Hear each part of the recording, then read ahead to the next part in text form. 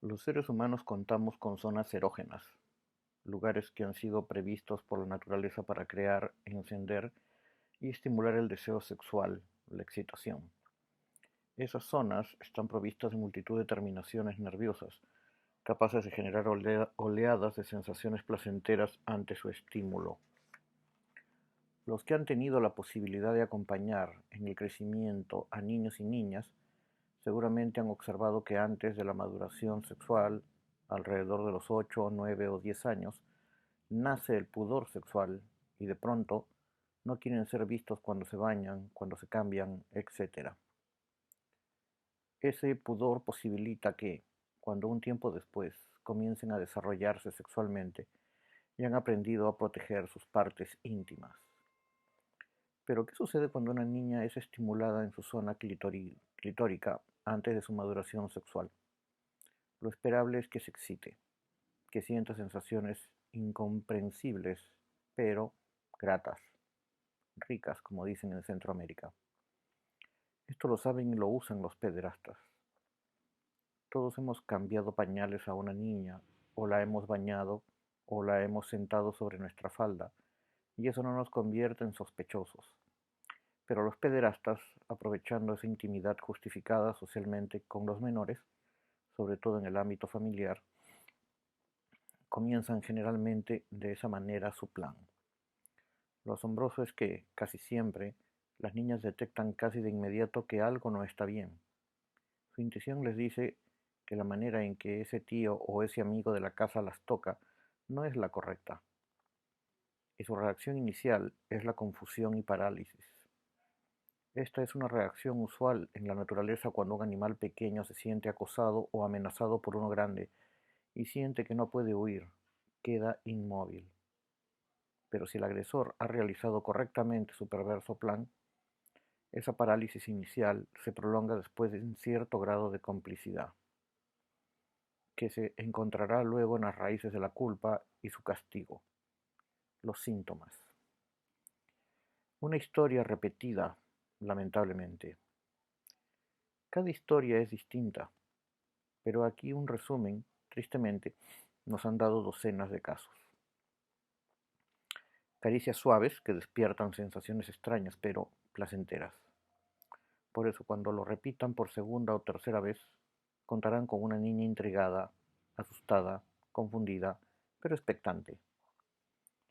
Generalmente el contacto físico es planteado como un juego y viene acompañado de frases dulces, donde el adulto le dice a la niña que la quiere mucho y por eso le hace eso, que es su sobrina o su nieta predilecta, etc. Como la experiencia es grata, cuando la niña queda sola, prueba generalmente a reproducirla y comienza a masturbarse. Pero como generalmente esto sucede antes de la instalación del pudor, lo hace sin resguardarse de ser vista.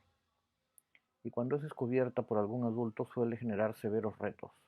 No te toques ahí, no seas asquerosa, etc., que luego servirán para reafirmarlas en su culpa. A partir de ahí, la niña esperará y facilitará mucho el juego con el adulto.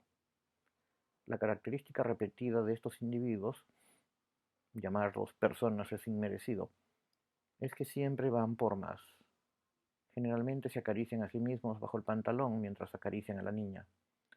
No lo hacen de manera discreta, quieren ser vistos por ella.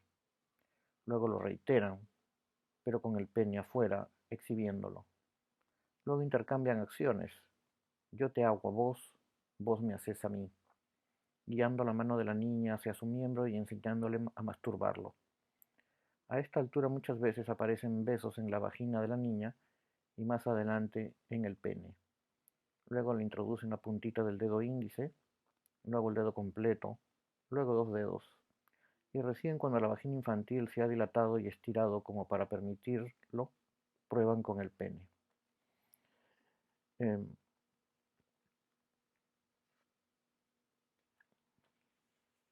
Esto que ha sido descrito en un solo párrafo puede llevar entre 4 y 6 años. Y como no corresponde a una guía escrita, difieren los distintos casos. Simplemente se guían por su intuición. Lo plantean como un juego.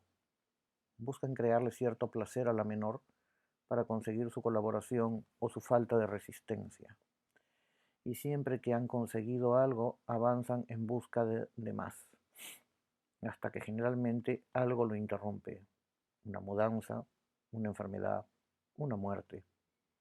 A veces otro adulto que se entera de manera accidental. Difícilmente son las madres quienes los descubren. Sin juzgarlas, podemos afirmar que suelen adolecer de una ceguera selectiva, comprensible en muchos casos porque no es fácil aceptar que el padre o el marido de una son monstruos capaces de atrocidades semejantes.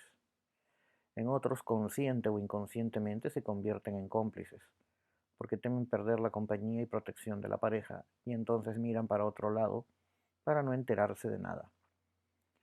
Andando el tiempo, la víctima se pregunta con fundamento: ¿cómo fue que mi mamá nunca se dio cuenta de nada? ¿Cómo no le llamó la atención que mi padre dormía siempre la siesta conmigo mientras ella se quedaba en la cocina sin interrumpir jamás? Generalmente, si el juego ha llegado hasta el final de la infancia, quien lo detiene es la misma víctima, porque cuando la niña crece y se vuelve señorita, alcanza la masa crítica necesaria para rebelarse e impedirlo. Porque hay algo claro: el juego puede resultar placentero para la menor, pero solamente en la etapa masturbatoria.